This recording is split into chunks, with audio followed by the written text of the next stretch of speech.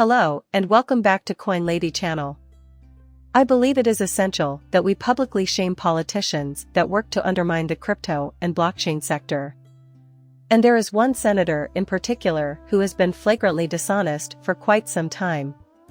And lawyer John Deaton tagged that senator on Twitter, calling her out and saying, "Scary how these politicians gaslight the public," end quote. In the opening minutes of this video, I'll provide all the necessary background information.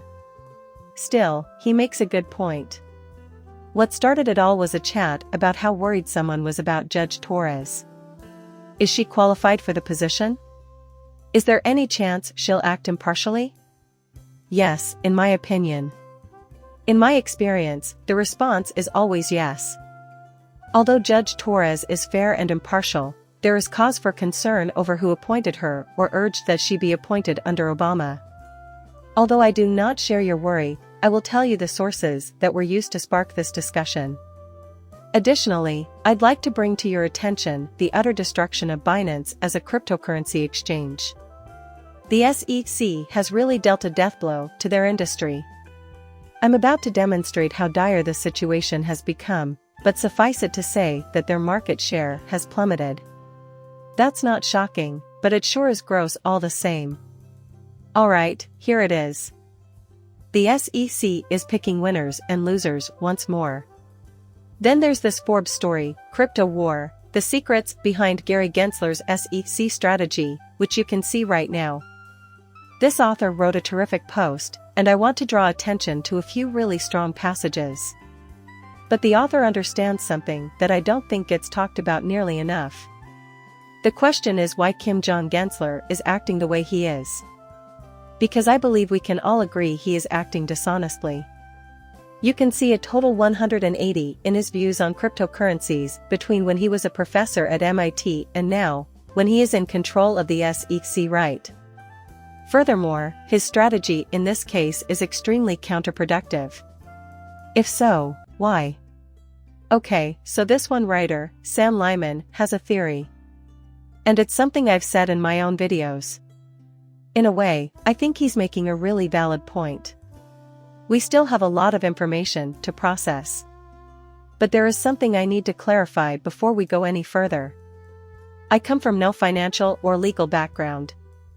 Nothing I say or write should be taken as legal or financial advice, and you should not make any purchases or sales based on it.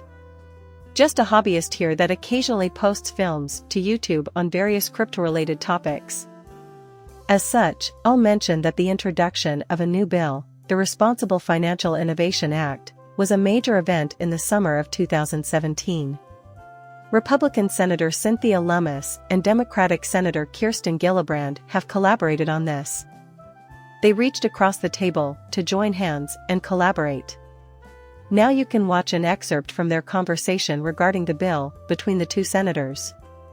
And that just shows how demonstrably false their claims were, especially Senator Gillibrand's. And I'll be honest, neither of those senators has my support. I'm not, because that's not what I'm talking about. Yes, Gillibrand. Flat out false and seems to agree with Gary Gensler on pretty much everything as a security, which is absolute nonsense because the asset itself is never a security when discussing an investment contract explicitly.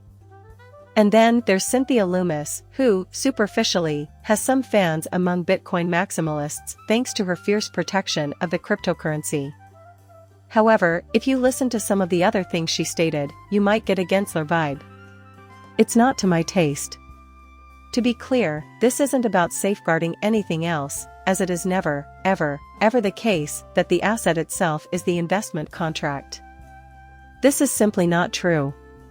This tweet comes from Mr. Huber, a member of the XRP community. He tweeted a video clip and asked his followers, "Do you know who recommended Judge Torres to Obama for election?" There you go. There's no sugarcoating the fact that Senator Kirsten Gillibrand is an obvious liar and SEC stooge when it comes to cryptocurrencies. I hate to break it to you, but it is the truth. Yeah. Mr. Huber, there is no need for an apology. What you said is true. To put it bluntly, Kirsten Gillibrand is a liar and an SEC shill. And so a number of things here with regards to this matter, since there is a whole different discussion. I don't want to get in for this video's sake, but if anyone is worried that Judge Torres is somehow tainted since this liar, Kirsten Gillibrand, was suggesting him, allow me to politely disagree. I just don't get it. I believe that is what she entered as. Empty canvas. Moreover, I believe she was quite reasonable in all of the pre-trial matters. In fact, the majority of rulings up until this point have been extremely beneficial to Ripple. I respectfully disagree, if that's what anyone is worried about. Let's talk about the fact that she's dishonest now. Absolutely. Here we have a video footage from, well, maybe a year ago, in which she discusses the measure in question. That leaves us with Senators Gillibrand and Loomis. What they're really saying is that the CFTC has to regulate cryptocurrencies because they're commodities. This is a paraphrase, but I believe it accurately captures what Loomis is trying to say. And then there was a transition to a new video.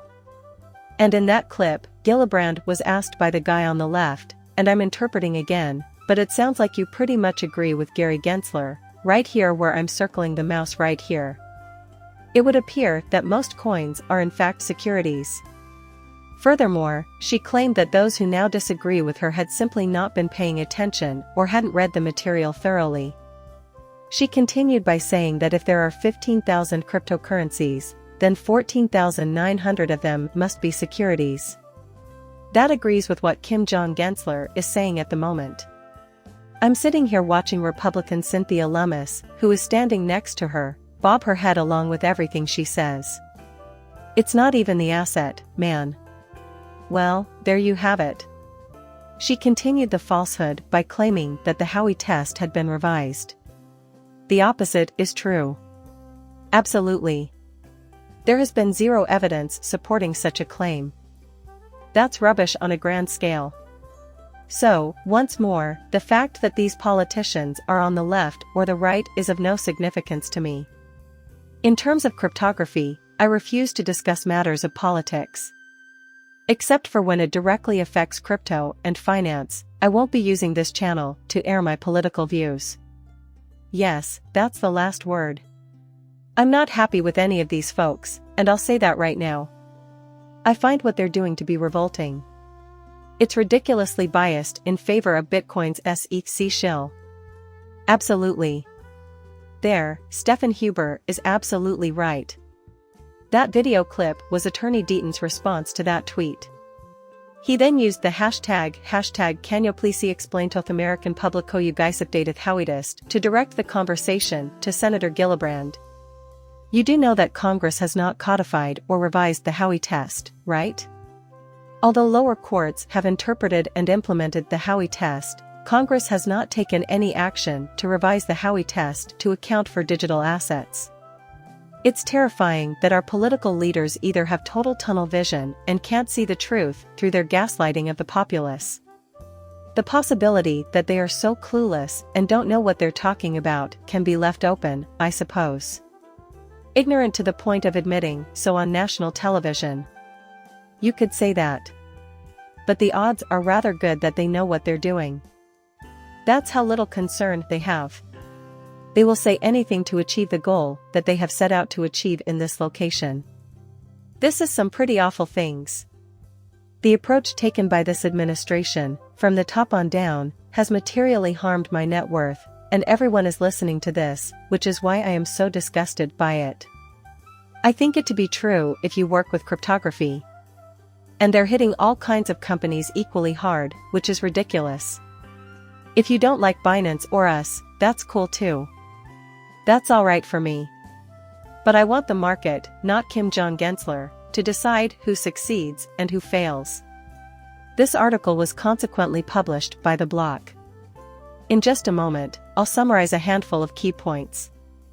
However, the article discusses the dramatic decline in Binance US market share that occurred after the SEC case was filed.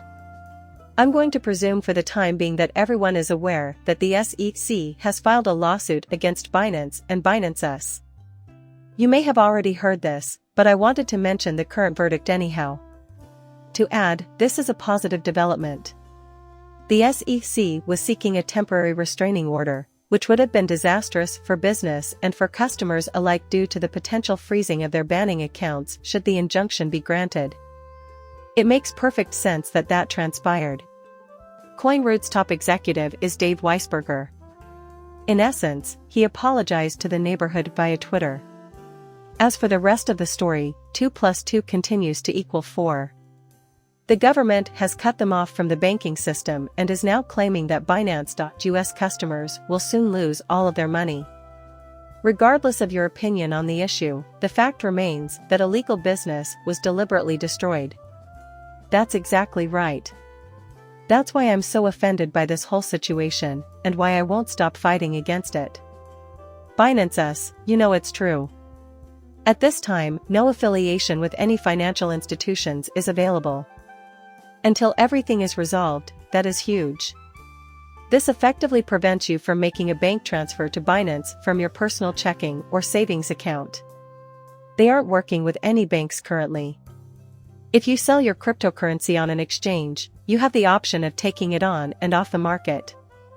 At the moment, at least, it isn't stuck. However, you will be unable to transfer funds to a US bank account such as a checking or savings account. I guess I just find this whole thing revolting. So I retweeted it, and my friend the attorney Dean here remarked, 100% true. You can have a negative impression about Binance. It's possible that you feel animosity toward. But it's dangerous to praise or celebrate the product while downplaying the process that led to it. Absolutely. So, how bad is it, really? Again, thank goodness, the restraining order was thrown out. The court was having none of it. Recently, Judge recorded vlogs on this. Therefore, I will not restate them here. The judge, however, was having none of it and was clearly not interested in what the SEC was peddling. Okay. So there won't be any terrible interim restraining orders issued. Nonetheless, the company suffers real losses as a result. Here is the headline once more from the block. After being sued by the SEC, Binance's market share in the US plummeted. Following the US Securities Exchange Commission's lawsuit against the company and global exchange behemoth Binance, Binance US's market share among exchanges that support USD pairs has continued to decline. According to the block's data dashboard, Binance US's market share fell to 4.35% on June 18 from more than 16% in April 2023. That's a drop of over 75%, from a share of the market of 16% to 4.35%. The SEC's goal here is clearly to destroy businesses. That's how little concern they have. They couldn't give a damn. This is an all-out attack. We can speculate, does this suggest the current administration is being favored? And perhaps there is some truth to that. You know that lawyer Deaton has proposed that theory numerous times. To me, that doesn't sound completely out there. But maybe there's something else to think about. Actually, there's something more to think about. The actions of Kim Jong-un beg the question, why? Just what does he hope to gain from this? He already has an enormous fortune. It has been speculated that he is worth more than $100 million. Nothing else in his life is required of him ever again. But then, why does he act this way? Now, thanks to lawyer John Deaton, I've come across this Forbes piece. This is Sam Lyman, the author, and he just had to share it again. Along these lines, I thought you might find these excerpts from Crypto War, The Secrets Behind Gary Gensler's SEC Strategy interesting. This is the relevant section, then. Okay. Yeah.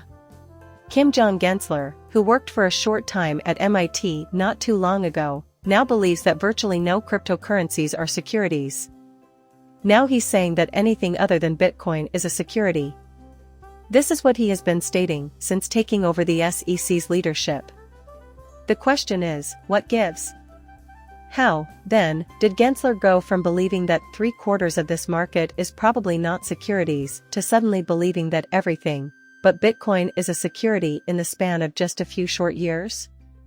Does this shift in Gensler's thinking reflect a genuine change of heart, or a calculated move to increase his influence within the Beltway? I'm going to take a stab in the dark and say the latter is correct. For the life of me, I can't accept the possibility that he suddenly had a change of heart. Absolutely not. And so, if you scroll down to the article's conclusion, that's the bit I wanted to call attention to, since I find it to be quite credible supposition. Why is Gensler destroying firms for no apparent reason other than to increase their own power and prestige? He's hungry for authority. He's a man who craves authority. That's the theory, anyway. Right. Again, I think this is perfectly reasonable speculation, as it's difficult to fathom how he could have changed his mind so drastically in such a short period of time. Sorry, but I just don't buy it. Your piece then reads as follows: Gensler has strengthened his ties to Democratic heavy hitters, putting himself in prime position for a future elevation, no matter whose administration is in power. Because of his impressive background, he is a leading candidate for the position of Treasury Secretary or an ambassador to a prominent European or Asian country. This is when the irony comes in. Gonzalez's assault on digital assets is a major problem for the whole sector. However, this position could be merely a stepping stone in his career ascent. Whether or not he succeeds in his efforts to rein in crypto will be decided by legislators and judges. Correct and evident. But that's the case. If the rumors turn out to be accurate, and they very well could, then this is not the least bit surprising to me. Oh, Gary Gensler is only ruining people's life for his own benefit. No monetary value at all. He only wants the trappings of authority to satisfy his own vanity. Yes, that's the last word. To add to his wealth would be unnecessary. I think he's pretty competent. Isn't that revolting? Because I don't understand why anyone would believe what he's saying. Is he at least being honest with you? Because this is one issue where we can agree to differ, yet he seems sincere and is taking the wrong side. That could be a starting point. But can we assume that he is sincere in his assertions? How could he have changed his mind on so much in such a short period of time after giving it such careful consideration? Just not buying it. Clearly, then, there is more to this story. And I'm willing to wager that Forbes writer Sam Lyman has it right on the money. I am not a certified financial planner. Nothing I say or write should be used as a basis for making financial decisions. Please like and subscribe my channel. See you later, bye.